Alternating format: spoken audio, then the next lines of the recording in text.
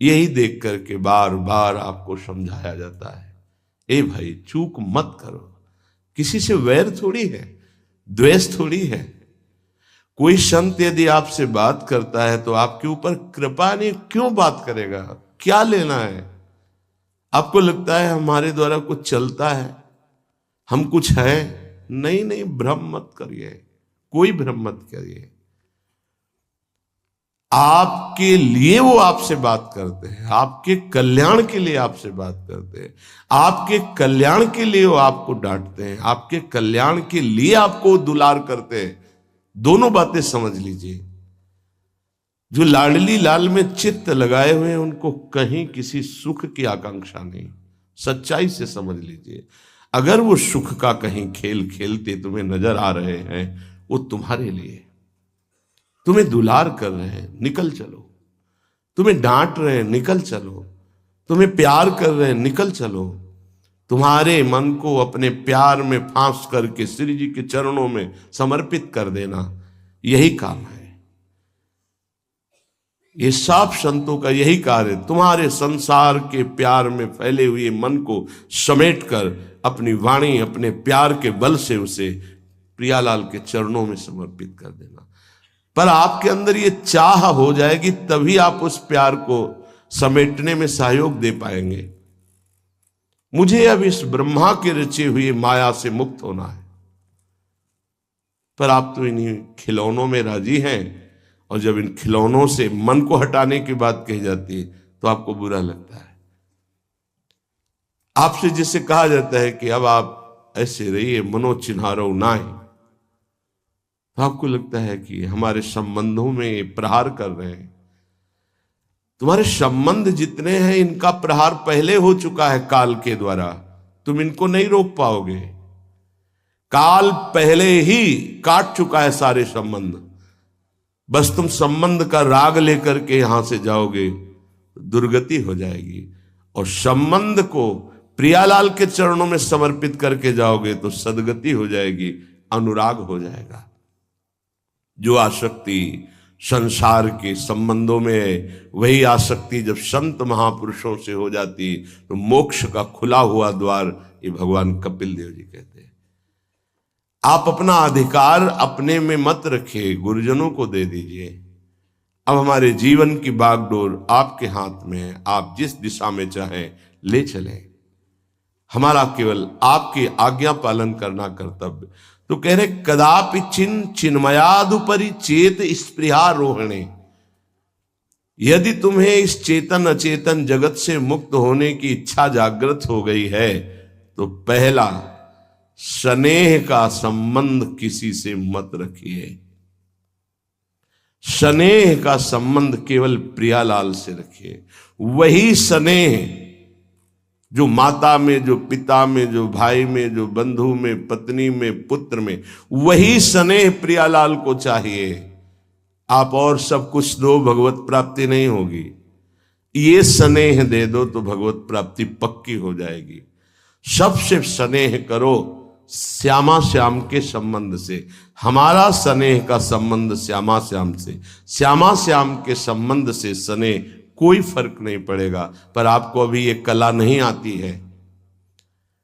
आप जब तक एक बार समस्त संबंधों के स्नेह को बटोर कर प्रियालाल के चरणों में समर्पित नहीं कर देते, तब तक आपको लगेगा, वाणी से बोलोगे कि सब भगवत भाव से ही, लेकिन पूरा राग यही है, ये हमारे अमुक है, हमारे अमुक है। इसलिए इस रहस्य को समझो, पहले हटो, फिर जब वो राग अनुराग में बदल जाता है तो फिर पूरे विश्व से प्यार करो, कोई फर्क नहीं पड़ेगा।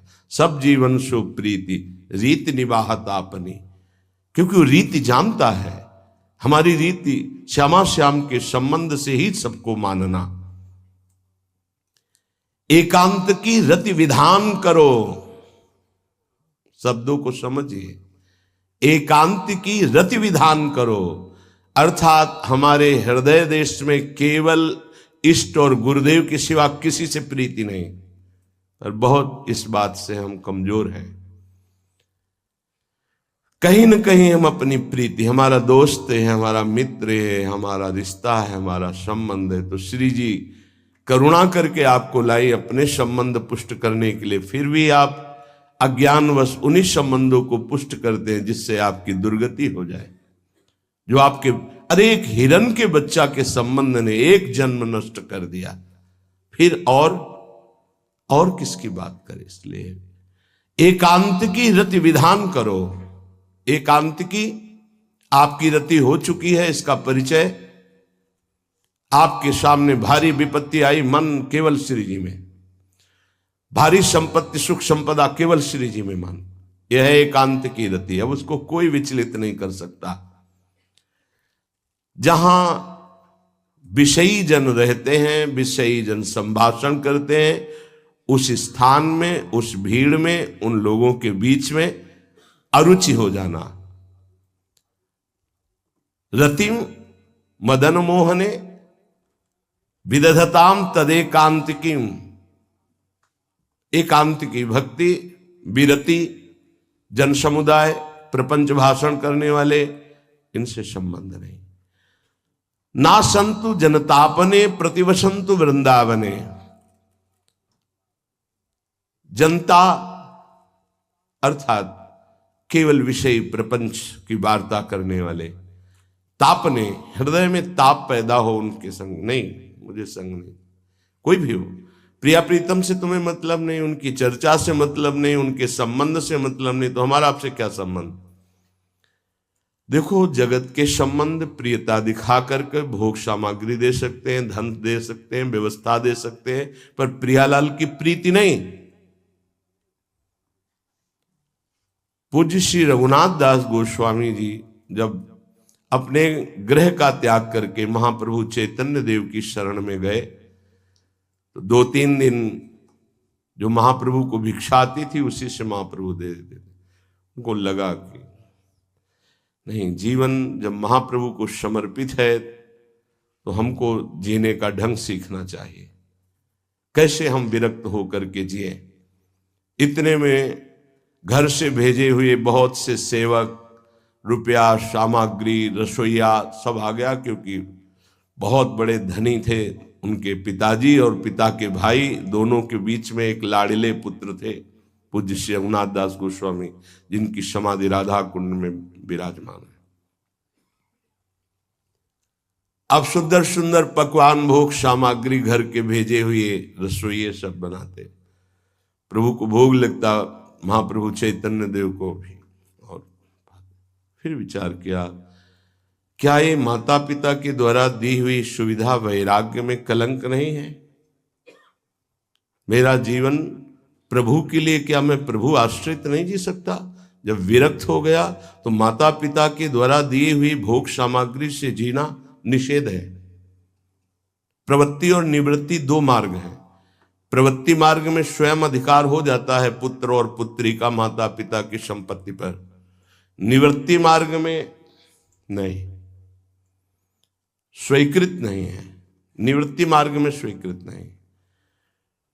जिसने इस स्वीकृति को स्वीकार किया वो कच्चा ही बना रहता है पूरे जीवन, पक्का वो कच्चा बना रहता है। ये दृढ़ बात समझ लीजिए। आज तक इतिहास है विरक्तों का। निवृत्ति मार्ग पर अगर वैराग्य ले लिया तो माता पिता के द्वारा उसका भरण पोषण कभी नहीं हुआ। आप पढ़ करके देख लीजिए, चाहे कोई भी हो, किसी भी मार्ग का हो। जब रत्नावती जी ने, उनके लिए चिट्ठी आई, पुत्र ने भेजा कि पिता ने सभा में मुंडी का पुत्र कह के कहा, मतलब सन्यासिनी का पुत्र कह के, माता हमारी इस नाम की रक्षा करना। ये हुई चिट्ठी पढ़ी तो महल छोड़ दिया उसी समय, और नाई को बुलवाया, अपने जो राजरानी के बाल थे उतरवा दिया, और संत सभा में बैठ गए। आज से कहा राजअन्न का त्याग। अब ग्राम नगर के द्वारा दी हुई भिक्षा के द्वारा भरण पोषण होगा, इस राजा के द्वारा दिए हुए नहीं। और पति थे माधव सिंह। जब ये बात सुनी तो उनको भयंकर क्रोध हुआ। मेरे सामने मेरी पत्नी, मेरा इस तरह का अपमान, मारने का प्रयास किया, निष्फल है। अंततो गत्वा, चरणों में हाथ रख के माथा रखा है, पढ़ के चरित्र देख लेना। नहीं इनके महल में रहूंगी, नहीं इनका भोजन पाऊंगी। विरक्त होकर के माता पिता के द्वारा भरण पोषण होना, एक बार एक भिक्षा के लिए तो अनुमति है। अगर विरक्त हो गया है, एक भिक्षा अगर माता पिता करा दे तो वो स्वीकृत है, इसके अलावा नहीं। आप चरित्रों को पढ़ के दे, सिद्धांत से नहीं चलोगे तो 4 दिन बाद फिर उसी में आ जाओगे। जब हम विरक्त हो गए, पूरे विश्व का भरण पोषण प्रभु करते, तो मेरा नहीं करेंगे क्या? आज अगर कोई जुड़ा है तो वैराग्य और भगवत प्राप्ति के लिए जुड़ा है। हमारा संबंध संसारिक नहीं, भागवतिक। जिस मार्ग में हम हैं उस मार्ग में। रघुनाथ दास गोस्वामी को 2-4 दिन हुए, फिर अंदर आग लग गई। नहीं पिता के द्वारा दिए हुए वैभव को नहीं भोगना, वापस। अब कैसे जिए? तो जहां सिंहपौर पर जगन्नाथ जी के सब भिक्षुक खड़े होते थे, उन्हीं के बीच में खड़े हो गए। अब जो बांटते हैं तो उनका स्वभाव है लेने वालों का दौड़ दौड़ कर आगे लेना। कभी कभी मिलता उनको, शांत खड़े रहते तो पा लेते, नहीं मिलता प्रसाद तो भूखे रह जाते। फिर विचार किया, इसमें खड़े होकर के भी एक वृत्ति बनी रहती कि आने वाला देगा, ये भी ठीक नहीं। एक जगह अन्न क्षेत्र में अन्न बंटता था, वहां से जाके लाने लगे। फिर विचार किया, विवेक धैर्य नहीं लेने देता। यार हम यहां कोई सेवा तो करते नहीं, क्योंकि भरपेट अन्न पाने का जिस क्षेत्र में अधिकार है तो वहां सेवा करना जरूरी। चाहे पोछा लगा दो, चाहे पत्तल फेंक दो, कोई सेवा वहां करनी चाहिए, तभी आपका वैराग्य सुरक्षित रहेगा, नहीं तो फिर ठीक नहीं है। वहां अन्य क्षेत्र में भी छोड़ दिया भोजन लेना। आप कैसे जिए? तो रात्रि में जो महाप्रसाद गाय को डाल दिया जाता था, गाय भी छक के जब नहीं पाती थी तो वो रात्रि के 10-11 बजे निकलते और वो महाप्रसाद जो पड़ा रहता उसको उठा के लाते, जल से धोते, सड़े सड़े निकाल के चावल, फिर उसे पाते। महाप्रभु ने पूछा, गोविंद, गोविंद दास सेवा में रहते, गोविंद ये रघु अब क्या पाता है? बोले प्रभु बहुत वैराग्य से रह रहे। बताया तो उनका, अच्छा ऐसा अमृत अकेले अकेले पाता है, हमको कभी निमंत्रण नहीं दिया, अब हम चुपके से छीन के पाएंगे। महाप्रभु चले रात्रि के जब वो कटोरे पे इतने से चावल सही निकाल कर पानने में लगे थे, पीछे से महाप्रभु गए से लिया। अरे प्रभु आपने, उनका इतना स्वादिष्ट अमृत पाता है और मेरे को कभी निमंत्रण नहीं दिया, निहाल कर दिया। उनके लिए आया, सोवत हु रसना रटे राधा कृष्ण सुनाम। वो जब सोते थे तो उनकी जबान से राधा कृष्ण राधा कृष्ण राधा कृष्ण। ये इस मार्ग के पथिक। निवृत्ति मार्ग और प्रवृत्ति मार्ग में अंतर है, आप लोग इस बात को समझें। निवृत्ति मार्ग श्री जी के भरोसे का है, आप विश्वास कीजिए। जब इष्ट के भरोसे में है तो जिनकी पलक झपकते अनंत ब्रह्मांड रचना हो जाती, उनके लिए कोई ये बड़ी बात हो गई क्या? ये कोई बड़ी बात है उनके लिए? हम उनका भरोसा त्याग करके निवृत्ति मार्ग के हो करके और परिवार के द्वारा भरण पोषण हमारा हो, भाई ये तो नहीं समझ में आता। भरोसो दृढ़ इन चरणन के रो। निवृत्ति मार्ग तो निवृत्ति मार्ग, प्रवृत्ति मार्ग तो प्रवृत्ति मार्ग। प्रवृत्ति निवृत्ति, निवृत्ति में प्रवृत्ति, बहुत समझकर संभल कर चलना पड़ेगा। जो मार्ग भगवान ने बनाया उसके अनुसार।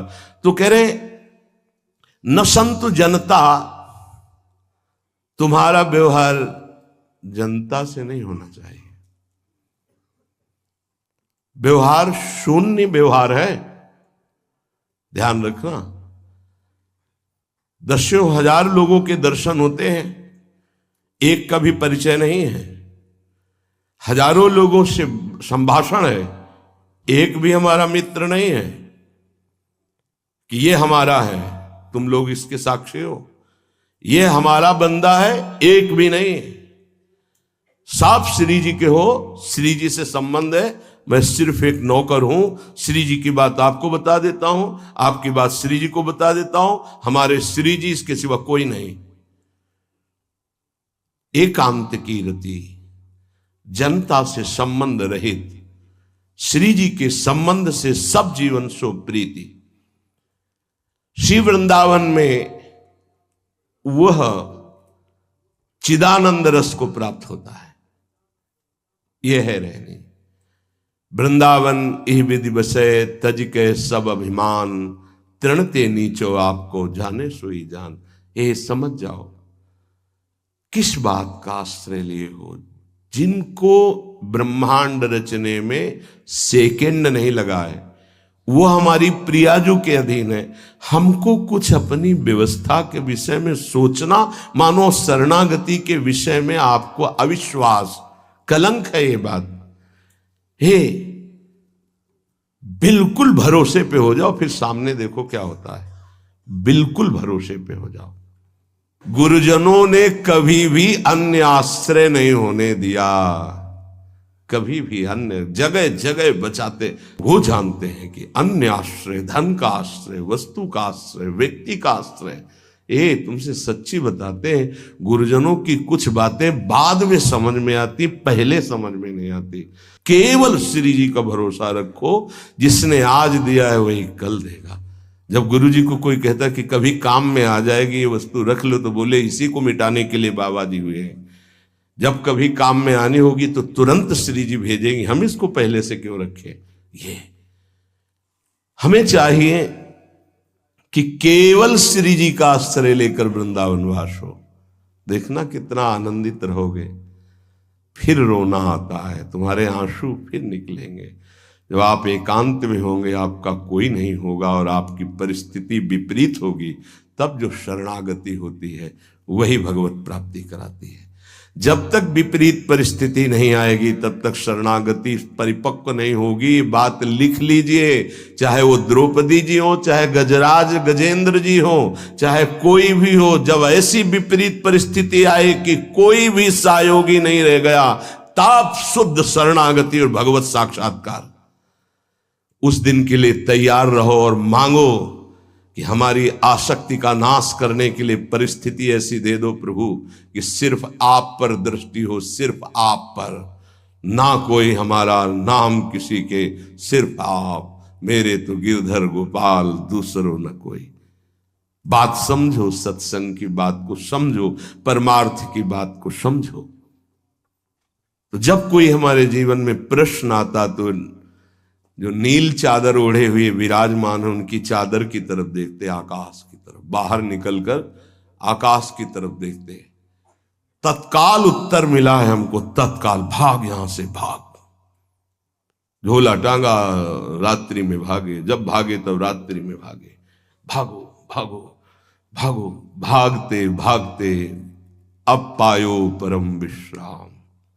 अब वृंदावन, श्री वृंदावन विश्राम, सब सोहित निष्काम मत, श्री वृंदावन विश्राम। हे, भागते रहो, संबंधों से भागते रहो, आश्रयों से भागते रहो। एक आश्रय केवल हरि गुरु का, बस एक विश्राम स्थल। जैसे आप रखो, जैसे आप रखो, हम उसी में राजी हैं।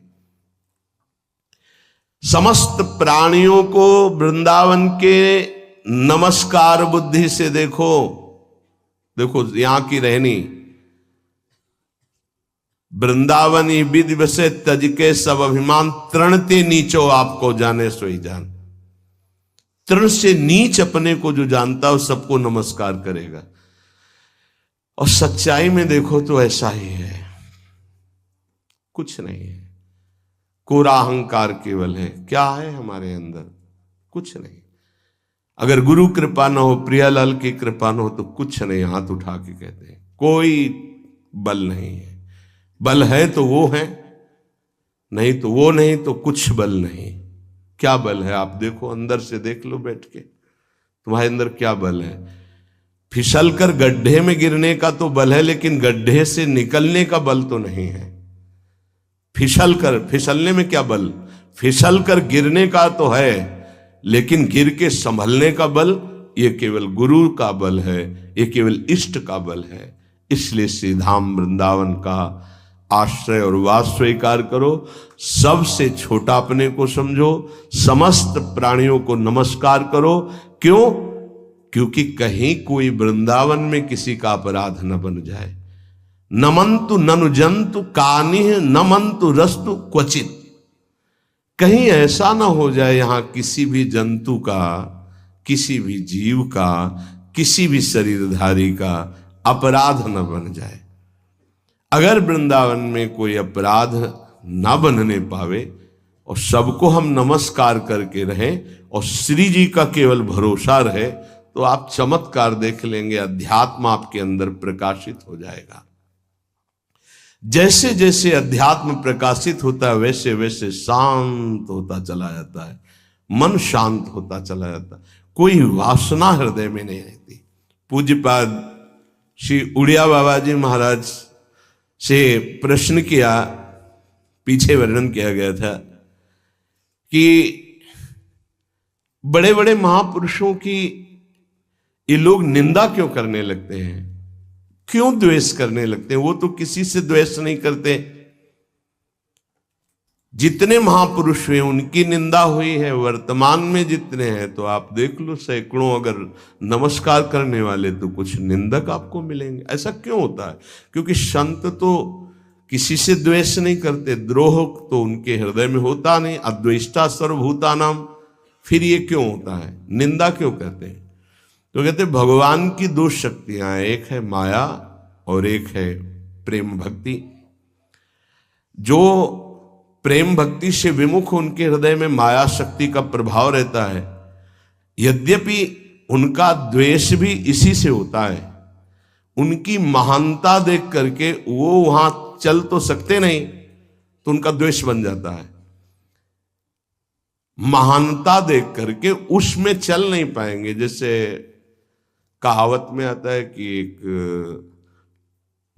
अंगूर को बहुत कोशिश की पाने की, जब नहीं मिले तो कहा खट्टे हैं, प्रयास किया लेकिन नहीं मिला। तो उनका प्रयास माया जनित है, तो प्रेम या भक्ति या सद्गुण या भगवद आश्रय नहीं धारण कर पाते, तो उनको द्रोह हो जाता है संतों से। आप नरसिंह मेहता जी का चरित्र देखिए, बड़े बड़े भक्तों का, उन्हीं के गांव के लोग, उन्हीं के घर के परिवार के जनों ने ही द्रोह पैदा कर दिया। द्वेष, निंदा, मारने की चेष्टा, अपमान, ऐसे। अच्छा सोचो, उड़िया बाबा जैसे महापुरुष से क्या कभी ऐसा हो सकता है कि उनके मारने के लिए आदमी लगा दे? विचार करके देखो। पैसा देकर भेजा गया था कि सत्संग में जाके नाक काट लो। वो आदमी चुपचाप चाकू लेकर के आया और प्रणाम के बहाने तो संतों के सामने कौन रोकता, तत्काल चाकू निकाली और जे भी मारा तो हाथ पकड़ते पकड़ते चावल भर नाक में चल, मतलब थोड़ा सा ऐसे खून निकलने लगा। ऐसे बाबा ने रोका, पकड़ा और गुफा में ले गए। आज भी गुफा नीचे जो बनी हुई, बैठे और गरम दूध चीनी डाल के मंगवाया, पिलाया और कहा धैर्य धारण करो, बिल्कुल डरो मत, तुम्हें कोई नहीं मारेगा, तुमने ऐसा क्यों किया? तो रो पड़ा संत कृपा देख के और कहा बाबा मुझे इतने 1000 रुपये देने की बात कही गई थी कि बाबा मैं गरीब आदमी हूँ, पैसे के लोभ से बुद्धि मारी गई। उन्होंने कहा बस तुम ऐसे नाक में चाकू मार देना ऐसा। बाबा ने कहा कोई बात नहीं, कहाँ से आए हो? बोले हाथरस के हैं।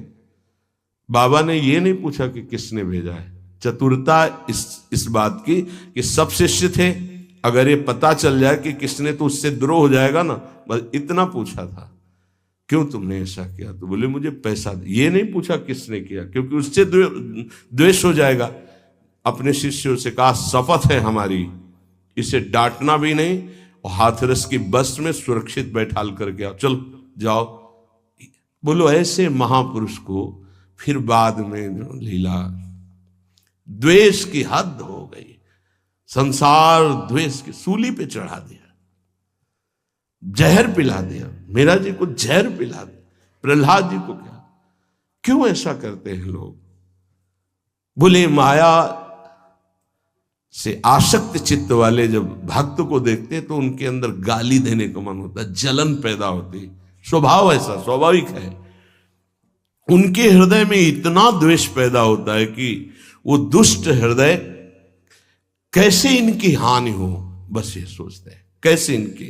बड़ा विचित्र खेल है ये संतों के साथ। क्यों? पलटू बाबा को अयोध्या में झोपड़ी में ही आग लगा दी आसपास से। ऐसा ऐसा क्यों होता है?